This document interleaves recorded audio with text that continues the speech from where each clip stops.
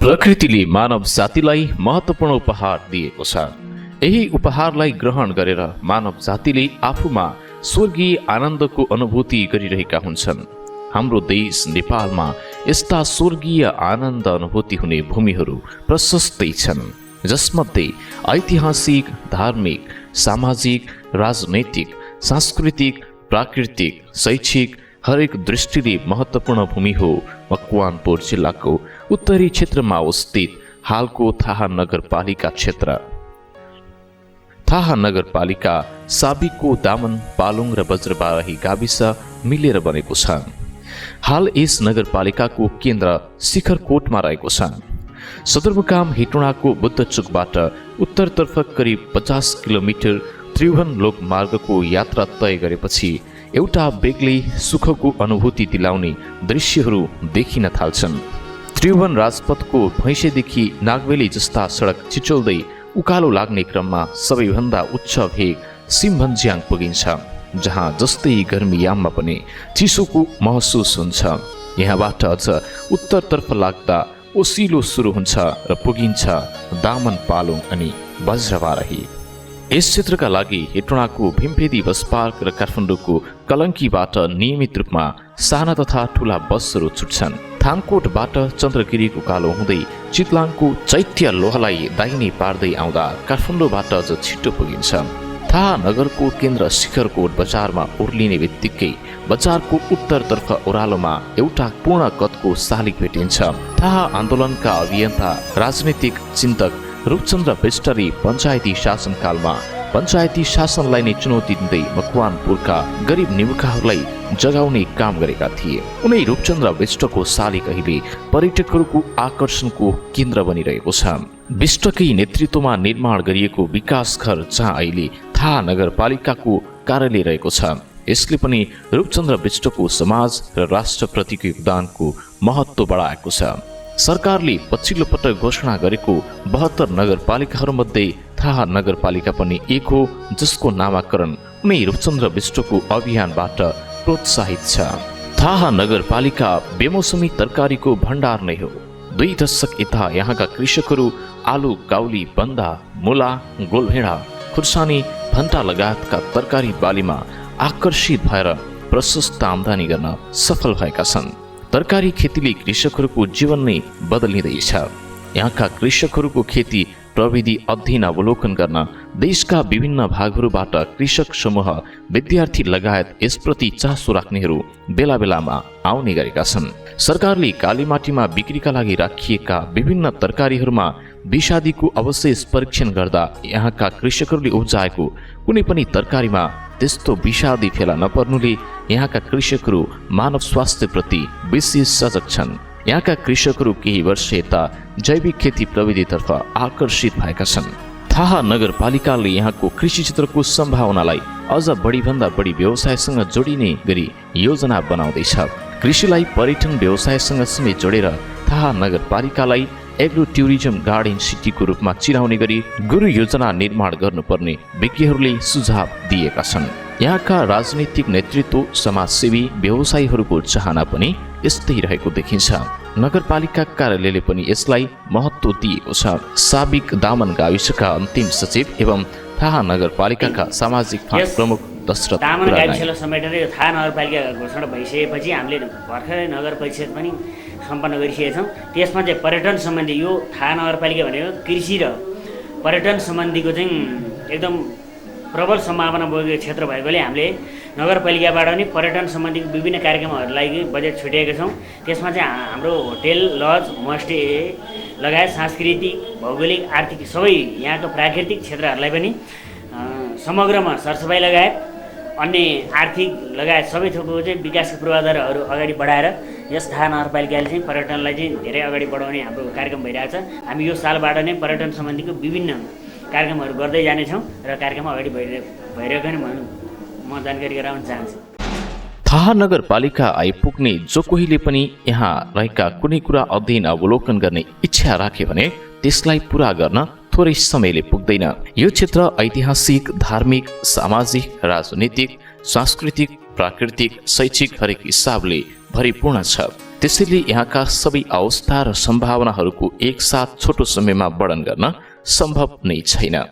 प्राकृतिक सुन्दरता र आवासको दृष्टिले महत्त्वपूर्ण क्षेत्र चाहिँ दामन नै हो। विवाह मण्डपमा घुम्टो ओढेर बसेकी दुलही जस्तो सौन्दर्य सम्पन्न अवस्थासँग तुलना गरेर त्रिभुवन राजपथ बनाउँदा भारतीयहरूले यस ठाउँको नाम दामन राखिदिएका थिए।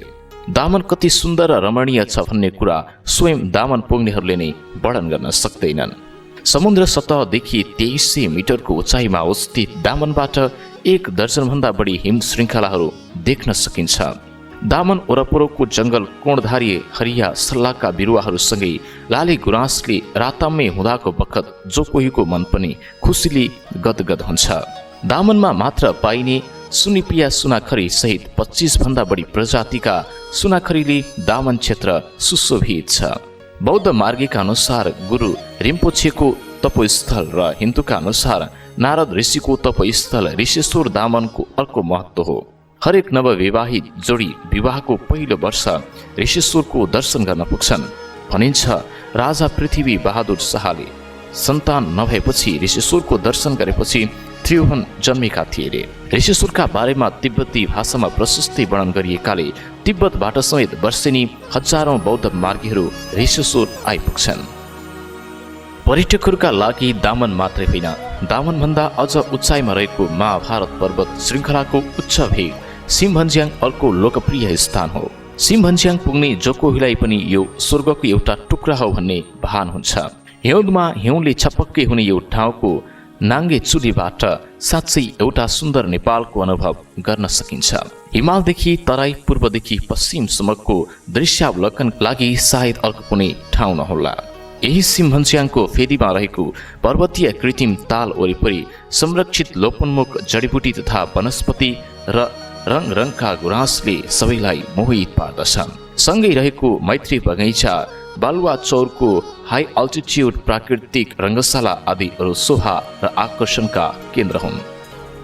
त्यसो त सिमभन्ज्याङ मात्रै होइन, बदिलाल, काली भन्ज्याङ, केशरी भन्ज्याङ, देउराली चिसापानी भन्ज्याङ, कोटथुम्की भन्ज्याङ, टिस्टुङ भन्ज्याङ, चन्द्रगिरी भन्ज्याङ आदि भन्ज्याङहरूको विशेष र छुट्टा छुट्टै महत्त्व रहेको छ।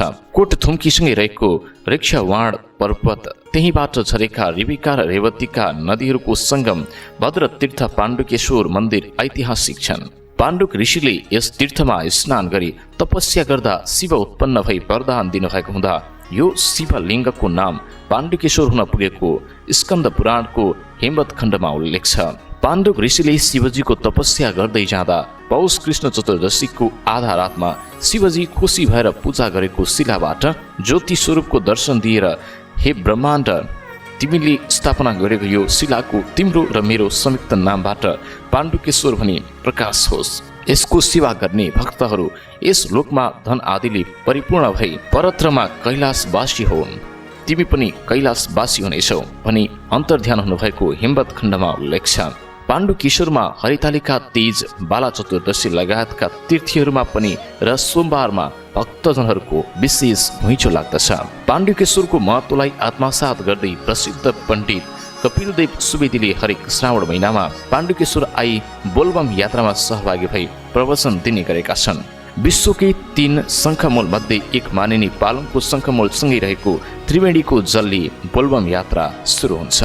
नेवार समुदायमा प्रचलित 12 वर्षीय नाच पालङको 3 वर्षीय इन्द्रायणी जात्रा, बज्रबाराहीको बज्रबाराही जात्रा जस्ता मेला तथा जात्राहरू यहाँ निकै प्रसिद्ध छन्। मकवानपुरको उत्तरी क्षेत्र मात्रै होइन, सिङ्गो मकवानपुर, छिमेकी धादिङ र सामाजिक सांस्कृतिक हिसाबले एकरूपता भएको काठमाडौँ उपत्यकाका बासिन्दा थाहा नगरपालिकावासीसँग नाता जोड्न मात्र होइन, यहाँको हरेक विशेषतासँग आनन्द लिन आइपुग्छन्। नगरपालिकासँगै जोडिएको चितलाङको बाख्रा विकास फर्म, बाख्राको चिज उद्योग, मार्क्युको मानव निर्मित इन्द्र सरोवर जलाशय जस्ता पर्यटकीय केन्द्रहरूका कारण पनि वर्षेनी थाहा नगरपालिका आउने पर्यटकहरूको सङ्ख्या बढ्दै गएको छ।